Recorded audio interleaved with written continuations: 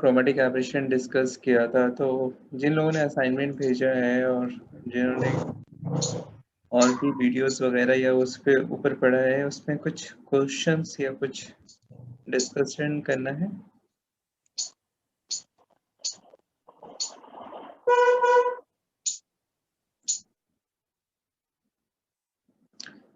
Okay, so I guess no.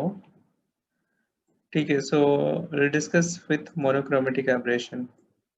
So monochromatic aberration is like sorry, मेरी screen दिख रही? Yes, sir. Okay, ठीक है। सो यहाँ जैसे नाम है monochromatic aberration, so monochromatic means mono means single, so aberration which is happening because of the single color. So normally हमारे पास 7 कलर्स होते हैं, सिंगल कलर नहीं होते, बट हर कलर का अपना एक एब्रेशन होता है और हर कलर सिमिलर टाइप का एब्रेशन कर सकता है। सो फॉर एग्जांपल हमारा ग्रीन कलर है या येलो कलर है या रेड कलर है, so every colour can produce these aberrations, जो हम मोनोक्रोमेटिक एब्रेशंस में डिस्कस करेंगे। ओके, सो जस्ट इसका डेफिनेशन हम देख लेते हैं। Aberration can occur in a lens when even when the light entering the lens is only one colour. तो इससे पहले हमने क्रोमेटिक एब्रेशंस में जब पढ़ा था तो देखा था कि उसमें एब्रेशन हो रहे थे because of the chromatic nature, because of the different wavelength of colours. लेकिन अगर हम सिर्फ सिंगल वेवलेंथ का कलर यूज करें तब क्या एब्रेशन नहीं होगा? तो what it has written that even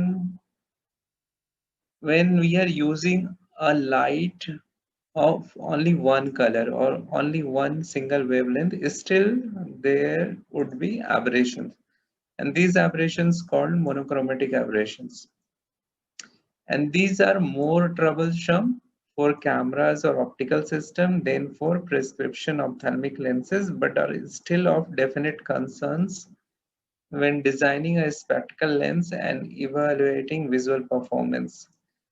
so ये जो एब्रेशन है, it is a problematic, especially more problematic for optical instruments like camera या other optical systems, like हम जो भी optical instruments बनाते हैं,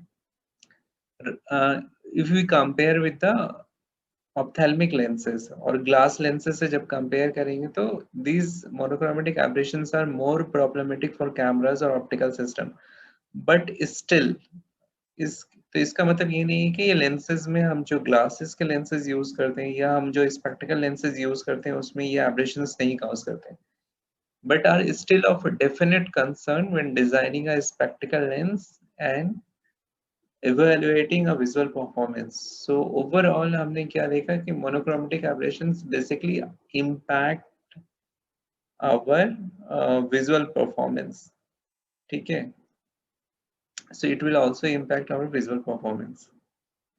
So monochromatic aberrations को divide किया गया है, ठीक है? So because they are not one monochromatic aberration, there are multiple monochromatic aberrations. So it has been divided into different types. अब उसको डिवाइड करने के लिए अलग अलग मेथड यूज किया गया है. So one method is called as a Siddle's Siddle's classification, or more commonly known as a Siddle aberration, जैसे यहाँ लिखा हुआ है, ठीक है? And there is another system that is called as a Zernike polynomials, ठीक है? जो कि हम जर्निक पॉलिनोमियल्स के लिए कहते हैं. So there is another system that is called as a Zernike polynomials. So ये जर्निक पॉलिनोमियल्स है या सिडल्स है,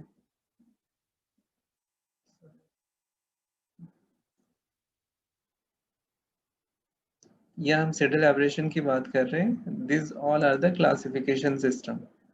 सो हम अभी जो डिस्कस करेंगे that would be more of a Seidel classification, ठीक है? But we will be also looking for like what is this Zernike polynomials, because उसका ज्यादा इंपॉर्टेंट है. So now coming to the Seidel aberrations. So when rays of light pass through a lens, we expect them to focus at one predictable location. When those rays are paraxial or central rays, we can predict the location of focus using the fundamental paraxial equation. So this is basically Vergen's equation जो हमने शुरू में discuss किया था, which written in another way is this. The fundamental paraxial equation is derived from the Snell's law on the basis of an assumption. The assumption is that for small angles measured in radians, sin theta is equal to theta. Means जो भी angles वो बना रहे हैं light rays lens के साथ, they are very small angle. However, a still more accurate approximation for sin theta is the polynomial series expansion given as so and so. So the first term represents the paraxial approximation. Sin theta is equal to theta. जहाँ भी sin theta is equal to theta होगा means we are neglecting the angle. Yes, we are considering that the angle is so small we can neglect them. So if we use both the first and second terms of this equation, we are using third order terms for the sin theta. In other words, instead of saying sin theta is equal to theta, we say that sin theta is equal to theta minus theta cube upon 3 or जो भी है. Again measure in radians instead of degree. So ऐसा नहीं कि आप लोगों को ये सारा थीटा एंगल्स पढ़ना है. So this is just to explain like how this system work, means किस तरीके से classification किया गया है. Now the basic approximation, there is a like assumptions.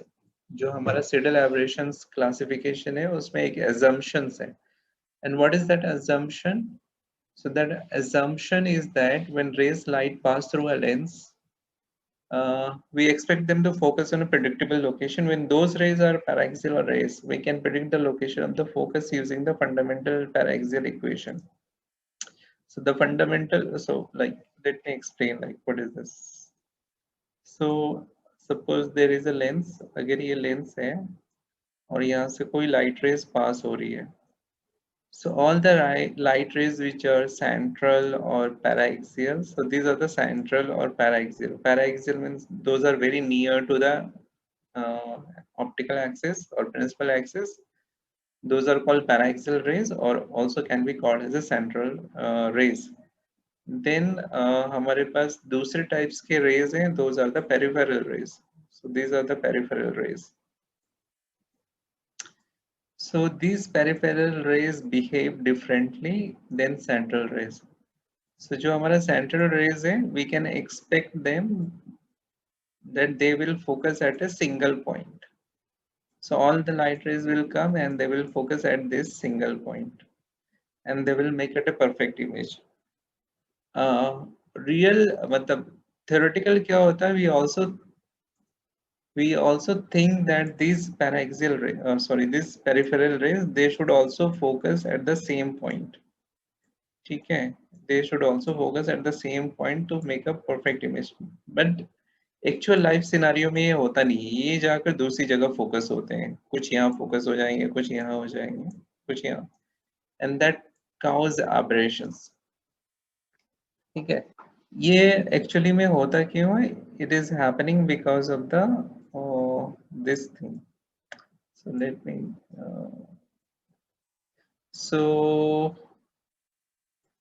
सो ये जो लाइट रेज है, these are making some angles here with the lens surface, और हम ये angles को assume कर लेते हैं कि these angles are very small, sin theta. So basically यहाँ refraction हो रहा है. So Snell's law में देखोगे तो n1 sin theta is equal to n2 sin theta means sin I upon sin r.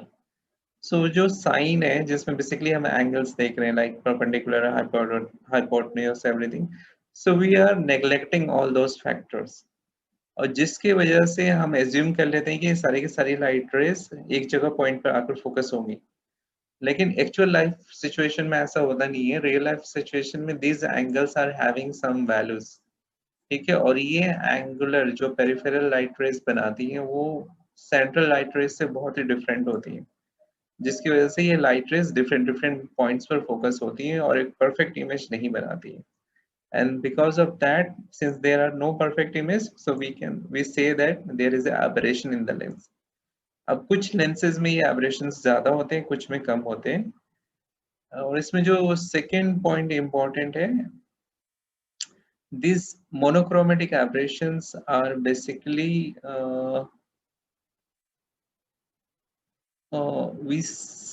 depends on lens design, how we design a lens.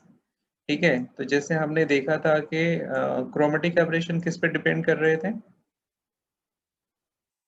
Chromatic aberration Lens was material. what?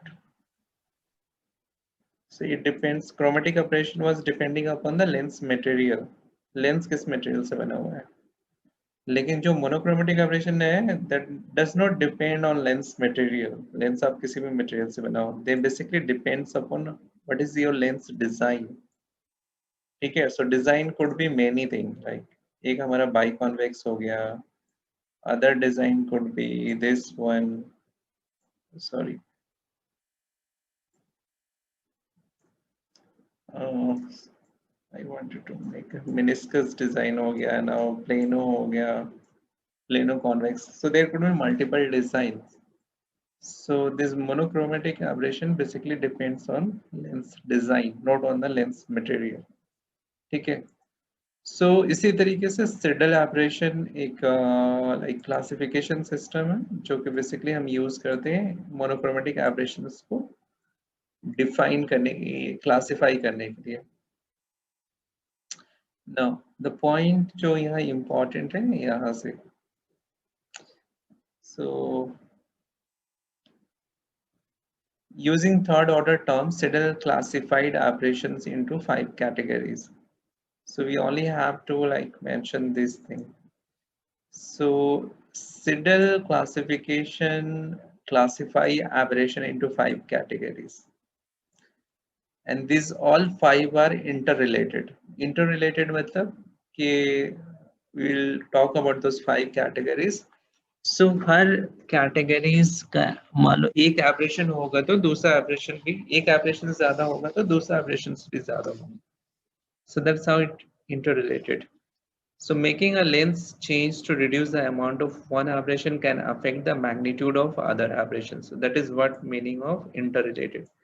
So making a lens change to reduce the amount of one aberration can affect the magnitude of other aberrations.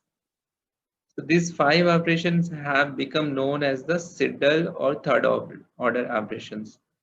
So Siddal aberrations are also known as this thing, Siddal or third order aberrations. Okay.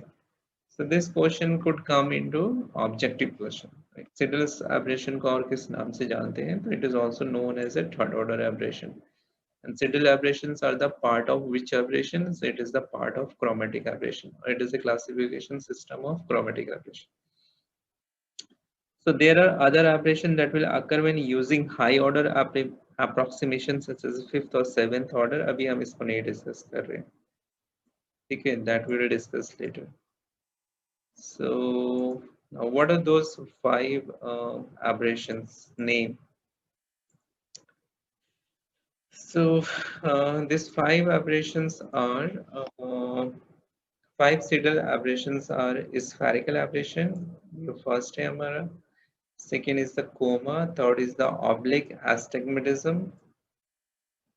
Fourth one is the curvature of field, or या उसको हम power error कहते हैं. And the last one is the distortion.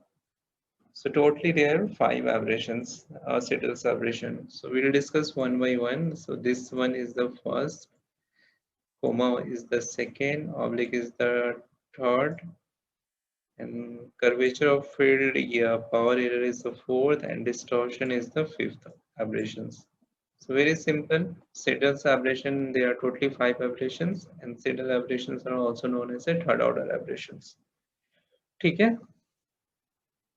Now हम जैसे मैंने एक चीज कहा था कि Siddal's aberration के अलावा क्लासिफिकेशन सिस्टम के अलावा there is a other classification system also. So अगर हमारे पास Siddal aberration classification system है, then why we use other classification system? So there is some problem in the Siddle aberration classification system जो कि यहाँ लिखा हुआ है. So one of the drawbacks of the expressing aberration as Siddle aberrations is that all lens surfaces are assumed to be spherical. So this is one of the very big issue with the Siddle classification.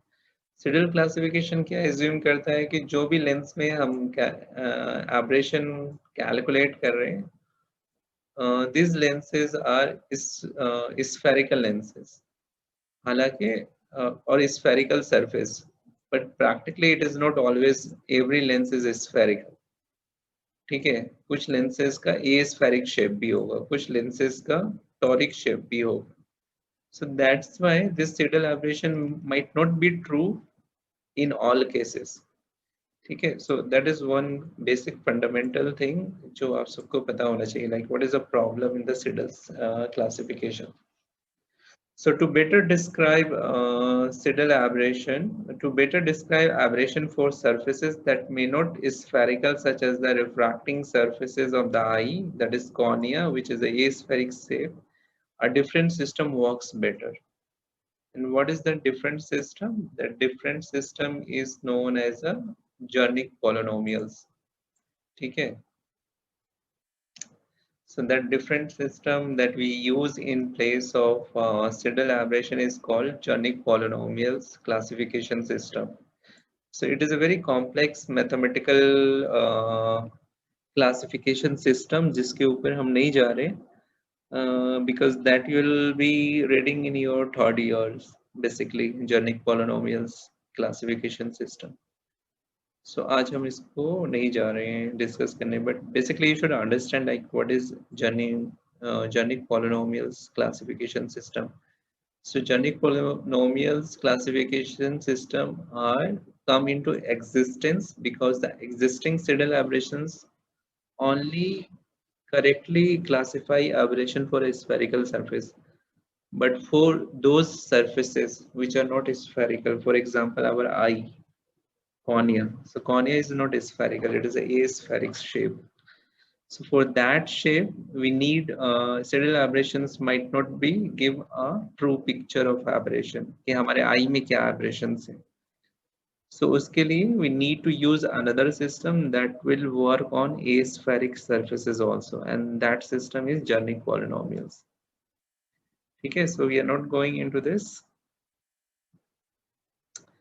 Now going directly to the so हमारा जो course है that is the वो है हमारा क्या है Siddle aberration है basically monochromatic Siddle aberration.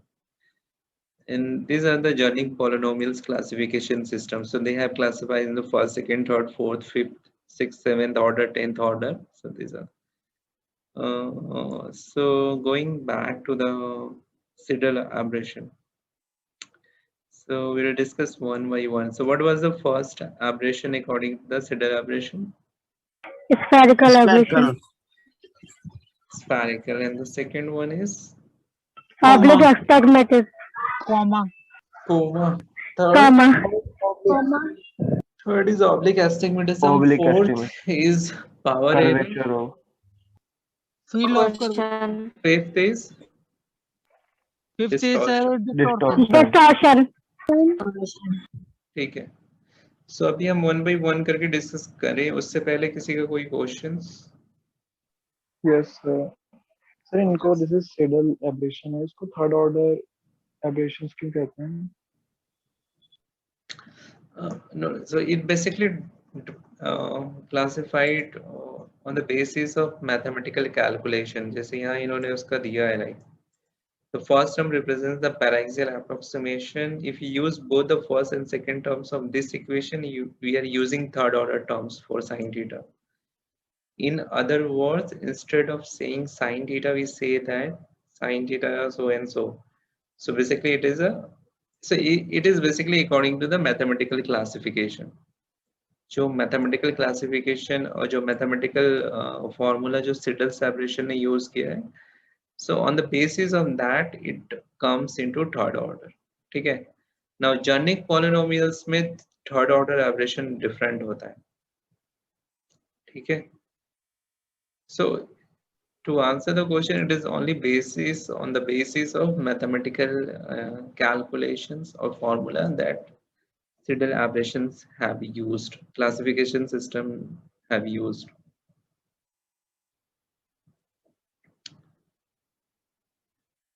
ठीक है? Okay, sir. Now, so we'll start with the spherical aberration. So what is a spherical aberration? So जैसे यहाँ इसका definition वगैरह सब कुछ लिखा हुआ है. So spherical aberration is basically a signal aberration that occurs when parallel light from an object enters a large area of a spherical lens surface. When a spherical aberration is present, peripheral rays focus at different points on the optic axis, then do paraxial rays. So peripheral rays are those that enter the lens. ये हमें पता है peripheral और paraxial rays क्या होते हैं.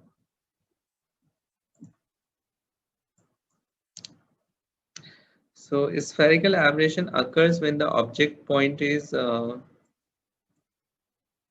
on the optical axis of the system. All of the other signal aberration occurs when the object point is off the optic axis or optical axis, because the pupil of the eye limits the number of rays entering the eye for any given direction of a gaze. Spherical aberration is not a large problem in ophthalmic lenses. Okay, so इसमें अगर इस पूरे spherical aberration को देखो तो इसको 3 paragraphs में इन्होंने divide किया है. The first paragraph is talking about the definition of spherical aberration. So basically spherical aberration में क्या होता है? Peripheral light rays or central light rays or paraxial light rays both are focused at a different points, not at the same point, और जिसकी वजह से हमारा aberration cause होता है. So this was the definition. Now this was the second paragraph is ये किस object के लिए होता है spherical aberration. So ये point important है. So spherical aberration occurs when the object point is on the optical axis of the system. अब ये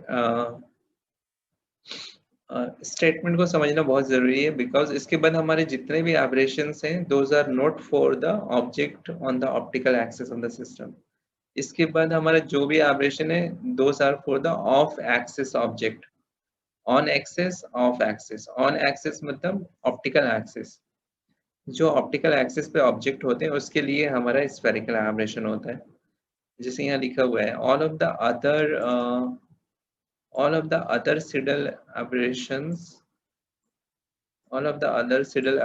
occurs when the object point is off the optic axis or off axis in other terms. ठीक है, और इसका अगर आप third paragraph देखो तो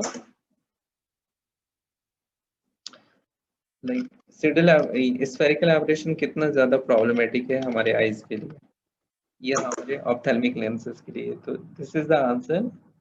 So because the pupil of eye limits the number of rays entering the eye for any given direction of a gaze, spherical aberration is not a large problem in ophthalmic lenses.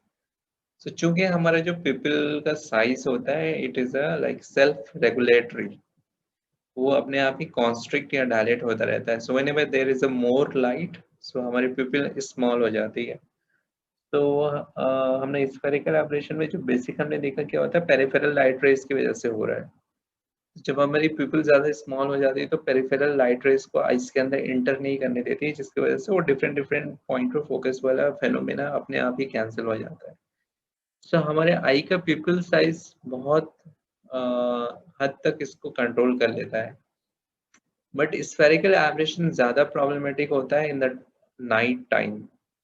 ठीक है ना, क्योंकि night के वक्त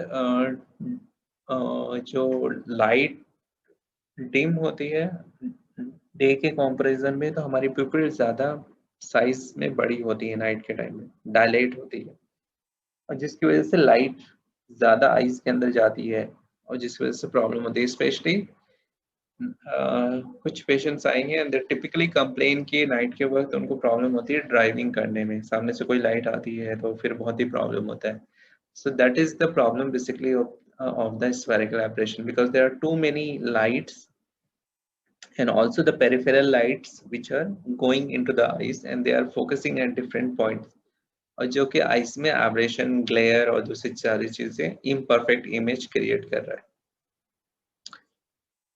सो अब इसका diagram देखते हैं. Like what is this?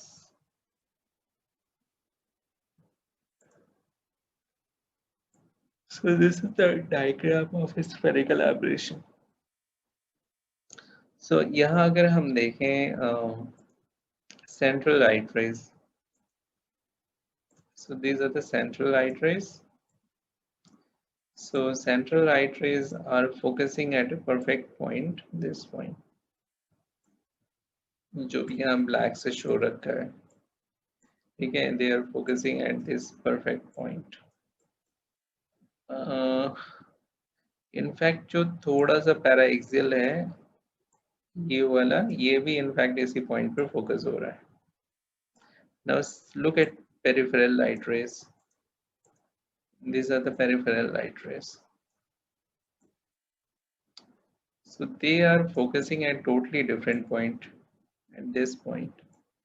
और ये दूसरा peripheral light ray है, ये आकर यहाँ फोकस हो रहा है. So now these are making problems. So we have a multiple focal points. और ये किसके लिए हो रहा है? ये कोई भी ऑब्जेक्ट जो हमारा ऑप्टिकल सिस्टम पर प्लेस है उस ऑब्जेक्ट के लिए हो रहा है, ठीक है? So it happens only for the object which is on the optical axis. So optical axis का मतलब क्या है कि जब हम किसी ऑब्जेक्ट को बिल्कुल सीधा देख रहे हैं, so हम बिल्कुल सीधे देख रहे हैं, जैसे यहाँ कोई ऑब्जेक्ट है. So this is object and we are seeing in a straight gaze. तो ये हमारा जो ऑब्जेक्ट है ऑटोमेटिकली ये हमारा प्रिंसिपल एक्सिस पे, ठीक है? लेकिन हम हमेशा ऐसे नहीं देखते हैं, हो सकता है कोई ऑब्जेक्ट ऐसे हो, यहाँ ऑब्जेक्ट है और हम यहाँ से देख रहे हैं. Sorry.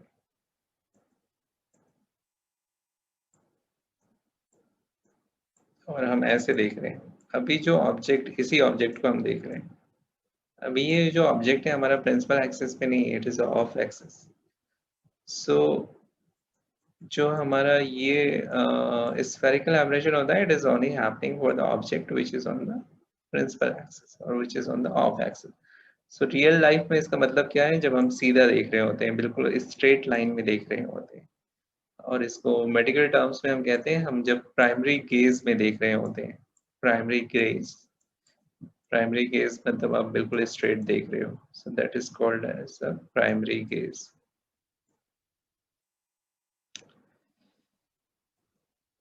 स्फेरिकल एब्रेशन दो टाइप्स के होते हैं. इस बुक में नहीं दे रखा है, बहुत कम बुक्स में रहते हैं, बट चूंकि वो आगे कहीं ना कहीं वो टर्म्स आएंगे, so you all should also know the types of spherical aberration. बहुत ही सिंपल टाइप है. So spherical aberration is divided into two types. किसी को पता है? So one is called positive spherical aberration and other is called negative spherical aberration. ठीक है, बहुत ही सिंपल है. कुछ सॉरी ऐसे, इसमें कुछ ऐसा नहीं है like anything extraordinary. So it is very simple. Positive and is negative spherical aberration.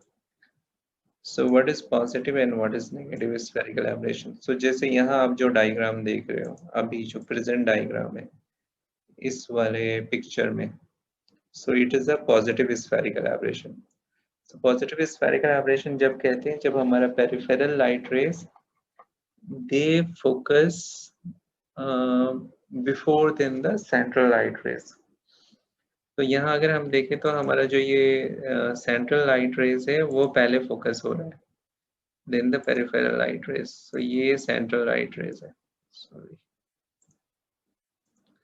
So ये central light rays है, ये यहाँ आकर फोकस हो रहा है. और हम peripheral light rays को देखें तो वो पहले फोकस हो रहा है. Just one. Hello.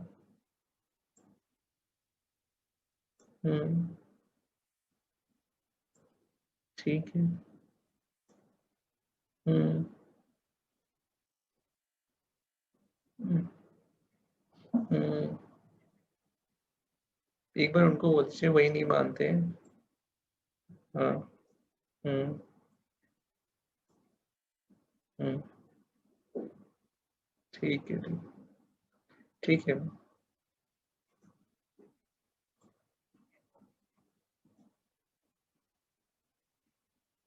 ठीक है।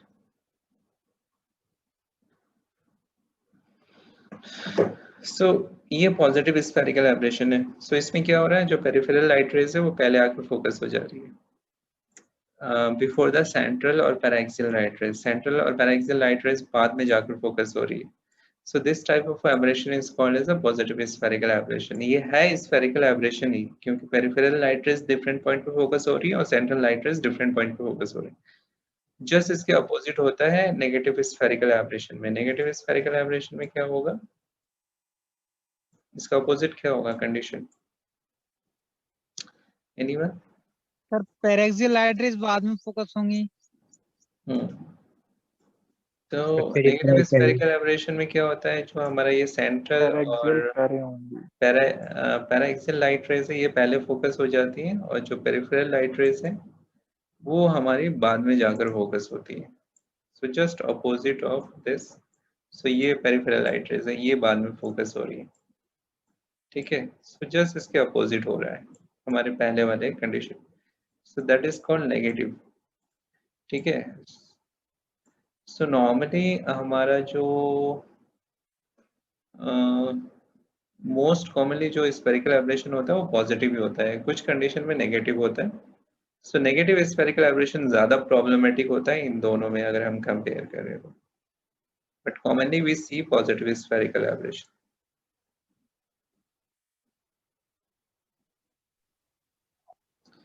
ठीक है। So any question on spherical aberration? Sir negative कैसे केस में आता है?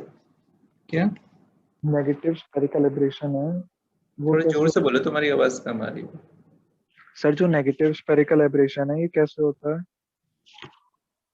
कैसे होता है मतलब किस केस में होता है? ओके। मतलब लेंस चेंज होता है बाय कन्वेक्स से या कुछ? नहीं नहीं, किसी भी केस में हो सकता है। सो एक्चुअली होता क्या है, स्पेशली ये हमारे आइज में होता है। सो यहाँ मतलब मैंने कहा पॉजिटिव स्फेरिकल एब्रेशन ज़्यादा कॉमनली होता है। क्यों ज़्यादा कॉमनली होता है पॉजिटिव स्फेरिकल एब्रेशन? बिकॉज ये लेंस का अगर शेप देखो तो इट इज़ बेसिकली वर्क है, लुक्स लाइक अ प्रिज्म। ठीक है। Yes sir. सो ये जो सेंट्रल से लाइट रेज हम जितना दूर जाएंगे, ये सेंटर है, और लेंस के सेंटर से हम जितना दूर जाएंगे, सो हमने एक रूल पढ़ा था, पेरेंटिस रूल। पेरेंटिस रूल याद है किसी को? हमने यस पेरेंटिस रूल सर। पढ़ा था। So yes sir. Prentice rule क्या बता रहा था, like there is a prismatic effect बता रहा था, प्रिज्मेटिक इफेक्ट। किसी भी यस लेंस सर। में प्रिज्मेटिक इफेक्ट कितना ज्यादा होगा। सो वही बता रहा था हमारा पेरेंटिस रूल। तो उसमें एक फॉर्मूला इक्वेशन में क्या था, हमारा मेन पेरेंटिस रूल का इक्वेशन था Prismatic effect is equal to decentration in equal to sin to n decentration is equal to n multiplied by lens focal power। length. So डिसेंट्रेशन means क्या हुआ, ये लेंस का सेंटर है। ठीक है। सो कौन सी लाइट रेज का डिसेंट्रेशन सबसे ज्यादा है? This one, this one, this one, this one. इसका सबसे ज्यादा है हमारा डिसेंट्रेशन। अगर इस सर लाइट रेज से हम पेरिफेरी वाले कंपेयर का। करें तो इसका प्रिज्मेटिक पेरिफेरी। इफेक्ट सबसे ज्यादा होना चाहिए, तो इसलिए इसमें यस। डेविएशन सबसे ज्यादा हो। ठीक है। सो ठीक दिस है is the sir. Simple rule. इसलिए पॉजिटिव स्फेरिकल एब्रेशन हम कॉमनली देखते हैं। कुछ कंडीशन में क्या होता है कि ये लेंस का ये शेप, ये वाला जो शेप है ये फ्लैट हो जाता है, it is not curve, specially in A spheric shape, not spherical. A spheric shape में अगर लेंस इस तरीके से हो कि ये बिल्कुल स्टीप हो और ये जाकर फ्लैट हो जाए एकदम। हालांकि ए स्फेरिक में हम इसी तरीके से डिजाइन करते हैं, but there is a some issue in the design. ठीक है। सो ये बहुत ज़्यादा हमने फ्लैट कर दिया, तो हालांकि इसमें प्रिज्मेटिक इफेक्ट ज़्यादा होगा, लेकिन ये कर्वेचर इसका कम हो गया तो ये ऑटोमेटिकली ये दूर जाकर फोकस होगा in comparison of these light rays which are central, so they are going to focus first. So यहाँ aberration हो रहा है and this is negative क्योंकि हमारा पेरिफेरल लाइट रेज बाद में फोकस हो रहे हैं। ठीक है, ये कंडीशन हमारे आईज में स्पेसिफिकली होता है, हमारी आईज में कुछ सर्जरीज होती हैं, लेजर सर्जरीज होती हैं, उसके बाद हो जाता है, इसलिए मैंने कहा this is not very common. ठीक है, हमारे आई का जो नेचुरल शेप है दैट ऑलवेज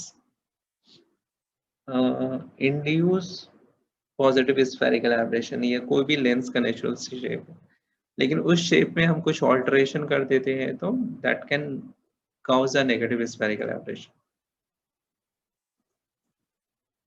ठीक है, Yes. सर ये कंडीशन आफ्टर लेजिक सर्जरी की बात भी होती है क्या? जी सर, लेसिक सर्जरी के बाद।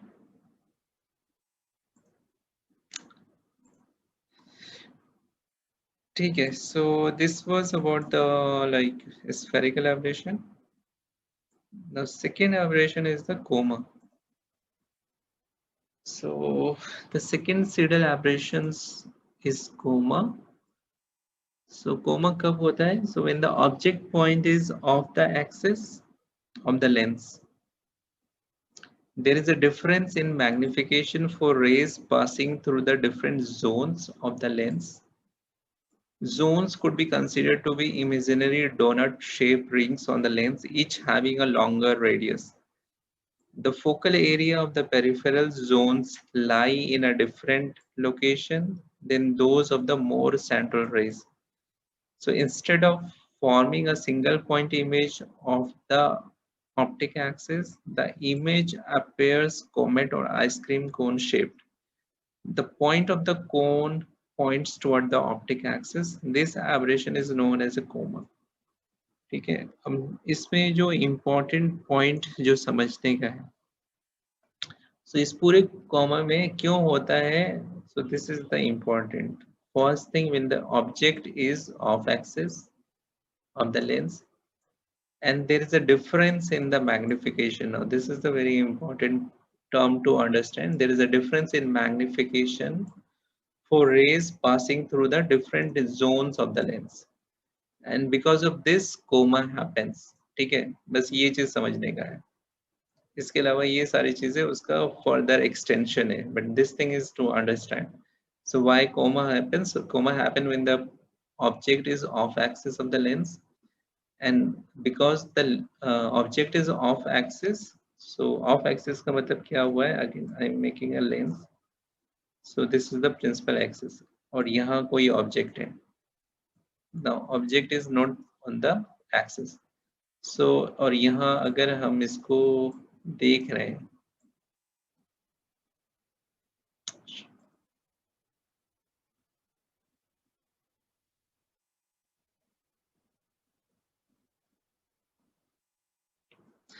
so we are seeing this object, हम कब इस object को देख रहे हैं, जब यहाँ से light rays यहाँ जा रहे हैं। ठीक है, so ये light rays इस लेंस से पास हो रहा है, सॉरी ये डायग्राम सही से नहीं बन रहा है, but what I am trying to all of you to understand, like ये हर ऑब्जेक्ट लेंस के डिफरेंट ये हर लाइट रेज लेंस के डिफरेंट पॉइंट से पास हो रहा है, और हर इस पॉइंट को आप इस तरीके से एक डिफरेंट एरिया कंसीडर कर सकते हो, जो कि बेसिकली हमारा डोनट शेप का दिखता है। ठीक है, और हर किसी का जो रेडियस ऑफ कर्वेचर होगा, this is the radius of curvature for this shape, this is the radius of curvature for this shape, this is the radius of curvature. So every this different area would having a different radius of curvature, जिसकी वजह से ये light हर light different point पर जाकर focus होगी, again एक single point पे नहीं फोकस होगी, और उसकी वजह से जो हमारा इमेज दिखेगा वो इस तरीके से दिखेगा, लाइक हमें कोमेट टाइप का, कोन टाइप का या कोमेट टाइप का दिखेगा। अभी इसको इसका जो डायग्राम है उसमें देखते हैं।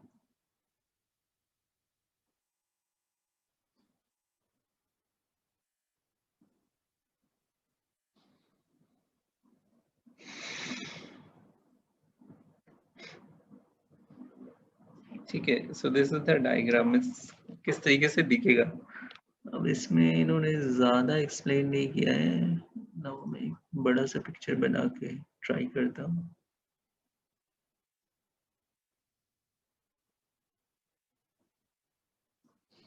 दिस इज अ लेंस,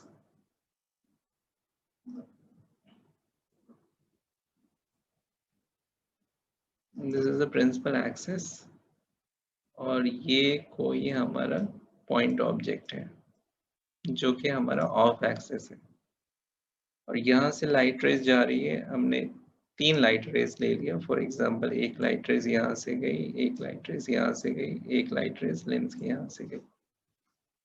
ठीक है, सो ये सारी जो लाइट रेज जाएंगी ये जाकर कहीं ना कहीं फोकस होंगी। सो ये हर लाइट रेज लेंस में ऐसे सीधे नहीं पास हो रही है, ये लेंस में किस तरीके से पास हो रही है, लेंस में ऑब्लिकली पास हो रही है। अगर ये लाइट रेज को देखो तो ये इस तरीके से एक ऑब्लिक एरिया से पास हो रहा है।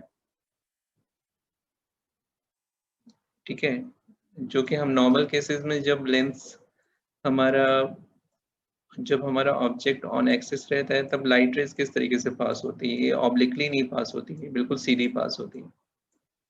यहाँ सिचुएशन बिल्कुल डिफरेंट हो गया है, यहाँ जो लाइट रेज है ये ऑब्लिकली पास हो रही है, और हर एक ऑब्लिक वाला जो एरिया है वो लेंस का एक एरिया को डिफाइन कर रहा है। ठीक है, सो ये लेंस का इस तरीके से एरिया से पास हो रहा है। सो ये बाय डिफॉल्ट इश्यूज हैं, मतलब ये लेंस में ये इशू आना ही आना है, आप इसको सॉल्व नहीं कर सकते, बिकॉज जो ऑब्लिक लाइट रेज होगी वो इसी तरीके से पास होगी। हम लेंस को बेसिकली डिजाइन करते हैं कंसीडर करके कि सारी लाइट रेज हमारी इस तरीके से पास होगी स्ट्रेट, लेकिन सारे ऑब्जेक्ट्स जरूरी नहीं है कि हमारे प्रिंसिपल एक्सिस पे। सो यहाँ जो हमारा ये ऑब्लिक होने की वजह से हर जो ये ऑब्लिक वाला एरिया है उसका एक रेडियस ऑफ कर्वेचर होगा। इसका रेडियस ऑफ कर्वेचर ये है, इसका रेडियस ऑफ कर्वेचर ये है, और सबका रेडियस ऑफ कर्वेचर डिफरेंट है, मतलब ये कर्व डिफरेंटली आएगा। This curve would be different, this curve would be different, this curve would be different. ठीक है, सो इसके अलावा इसकी वजह से ये लाइट रेज जाकर यहाँ जाकर जब एक फोकस होंगी, सो ये डिफरेंट डिफरेंट पॉइंट पर फोकस होंगी। सबसे शार्पली ये पॉइंट फोकस होगा, फिर ये पॉइंट फोकस होगा, फिर यहाँ से अगर कोई और लाइट रेज है, ये मान लो दूसरी लाइट रेज है, सो ये आकर ऐसे फोकस होंगी। सो सब डिफरेंट डिफरेंट पॉइंट पर फोकस हो रही। तो ये ऑब्जेक्ट सिंगल है, और लेकिन इसका इमेज क्या हो रहा है, डिफरेंट डिफरेंट पॉइंट पे फोकस हो रहे हैं। सो इमेज ये हमें इस तरीके से दिखेगा, मतलब यहाँ हमारा सबसे शार्प इमेज दिखेगा ये वाला, और जो ये पेरिफेरी वाला इमेज है ये हमारा कॉमेट टाइप का दिखने लगेगा। ठीक है, या कोन शेप का, this is how it looks. So we will be having a very sharp image for the central, इसलिए यहाँ ये पॉइंट से शो किया है। जो सेंट्रल लाइट रेज होगी उसका सबसे शार्प इमेज होगा, जो पेरिफेरल लाइट रेज वाले का इमेज डिस्टॉर्टेड होगा, not in a good shape. चूंकि ये कोन और उसका शेप में अपेयर मैग्नीफाइड होता भी है, होगा। that's why it is called as a coma aberration. And second thing, why it happens this way, so second thing, चूंकि मैंने बताया रेडियस ऑफ कर्वेचर सारे एरिया का डिफरेंट डिफरेंट है, so that's why the magnification would be different for each area. सो कोई area ज्यादा magnified image बनाएगा, सो जो पेरिफेरल एरियाज हैं वो ज्यादा मैग्नीफाइड इमेज बना रहे हैं, ज्यादा बड़े इमेज बना रहे हैं मैग्नीफाइड। सबसे परफेक्ट इमेज बनाएंगे हमारा सेंट्रल रेज, और जो भी पैरा सेंट्रल पेरिफेरल रेज है वो मैग्नीफाइड इमेज बनाते जा रहे हैं, बड़े इमेज बनाते जा रहे हैं, जिसकी वजह से आपका यहाँ एक सबसे परफेक्ट इमेज दिख रहा है, फिर उसी इमेज का मैग्निफिकेशन होता जा रहा है। So that is called as a coma aberration. कोई चीज पल्ले पड़ी इसमें, दिमाग में गया कुछ? सर सबसे शार्प वाली जो इमेज बनेगी वो सेंट्रल लाइन से बनेगी ना शायद। Central light rays.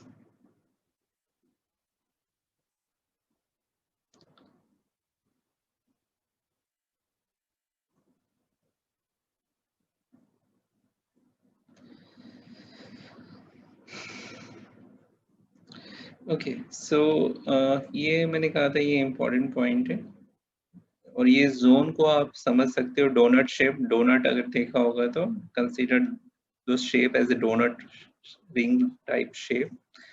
The focal areas of the peripheral zones lie in a different location than those of the more central rays.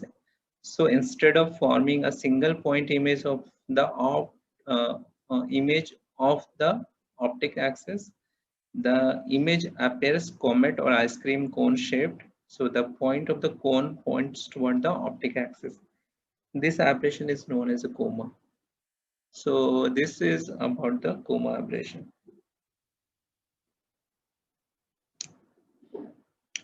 Now, third, fourth, and fifth aberrations कल हम discuss करेंगे because oblique astigmatism is the one aberration that is most troublesome, जो सबसे ज़्यादा परेशान करता है. इसलिए कल हम इसको discuss करेंगे क्योंकि इसमें concepts ज़्यादा हैं. और जो last के two aberrations हैं, those are easy to understand. उसमें कोई difference नहीं है.